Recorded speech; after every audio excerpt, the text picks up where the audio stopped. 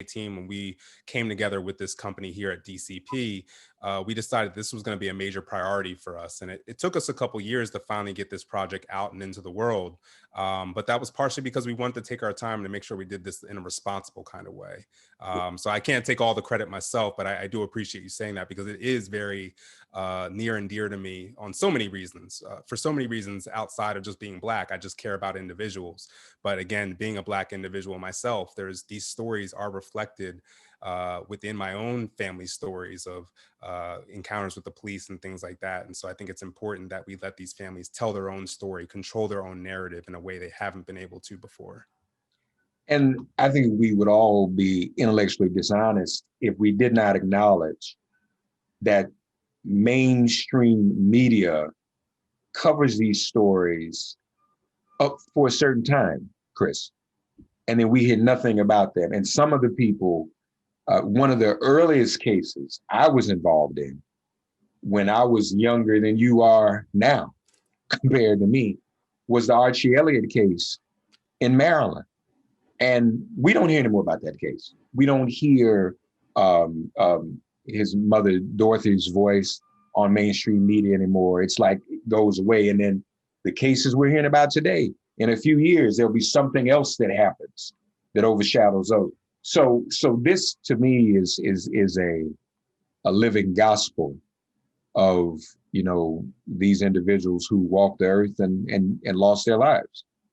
Well, to the point that you just made, using Artie Elliott as the case, you know, that situation happened in 1993, and you all had been and have been fighting for justice since then.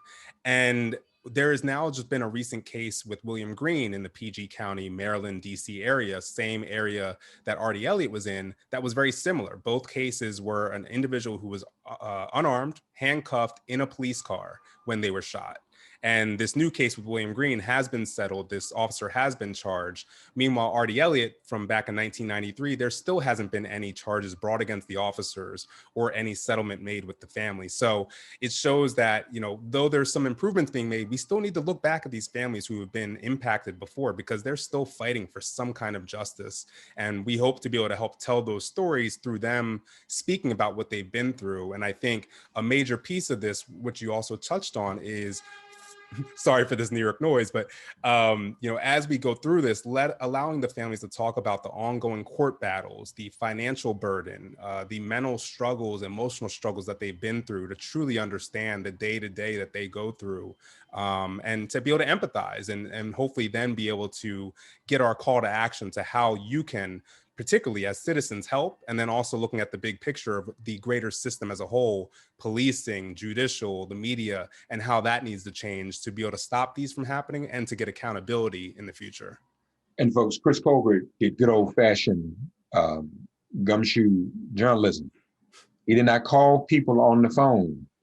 He went to visit these families, correct?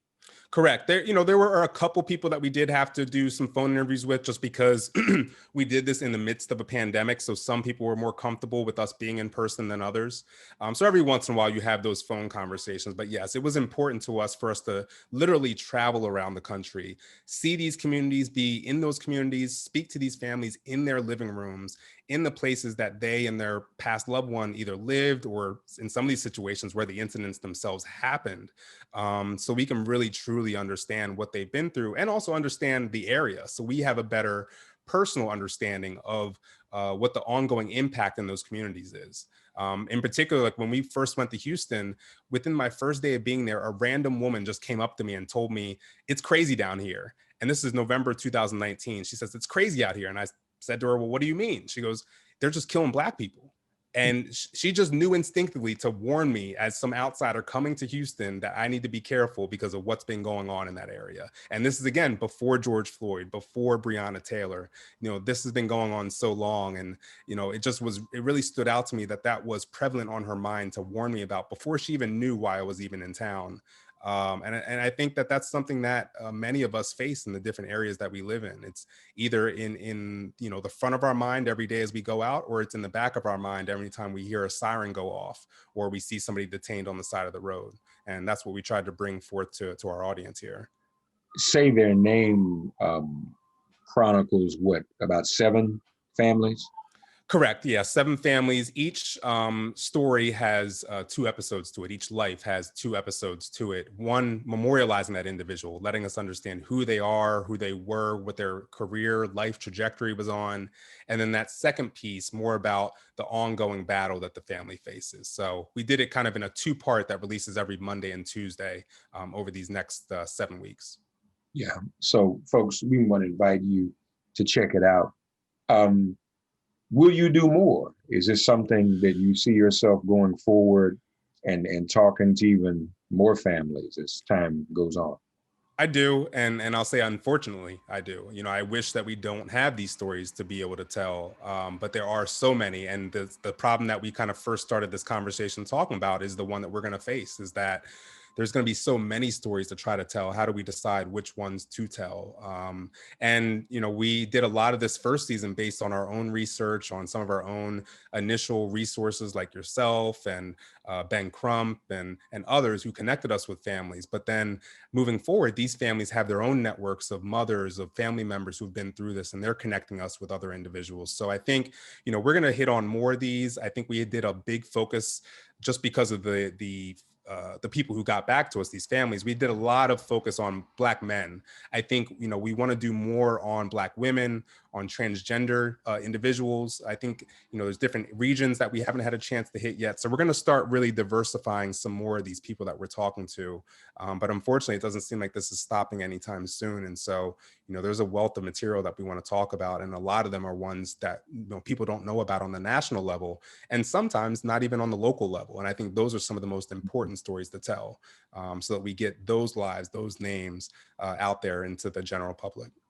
And it's been my experience too, Chris, that part of the hard work in doing this is, some families want to talk, are ready to talk, but some still aren't.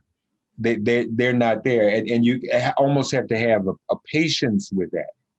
You know, I've learned. We do a show every day, and we want to get this person's reaction, but I've had to move to a place where talking to some families really has to be completely on their terms.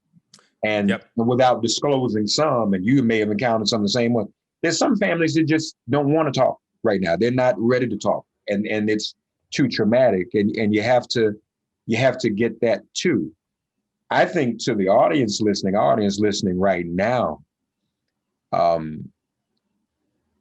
everyone should embrace this and take the time to do this. This is more than just the sound bites on the television mainstream, which really does not do the justice. And see, look how it's piling up.